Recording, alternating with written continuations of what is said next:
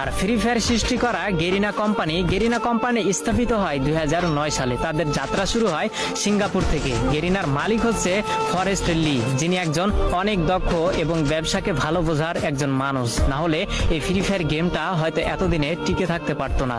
তো 2009 সাল থেকে গেরিনার যাত্রা শুরু হলেও তারা কোনোভাবেই কোনো গেমে সাকসেস পেল না, সবকিছুতেই তারা ফেল হয়ে গেল। একের পর এক ভিডিও গেম রিলিজ করেও মানুষের মন জয় করতে পারছিল না। তো 2014, 15, 16 সালে গেরিনা বেশ কয়েকটি গেম মানুষের সামনে উপস্থাপন করে, কিন্তু এত পরিমাণ ভালোবাসা এবং এত পরিমাণ জনপ্রিয়তা পায়নি গেরিনা কোম্পানি ওই অন্য গেমগুলোতে। কিন্তু সবকিছুতেই একটা টার্নিং পয়েন্ট থাকে, যেটা 2017 সালে গেরিনা কোম্পানিকে তাদের মোড় ঘুরিয়ে দিয়েছিল।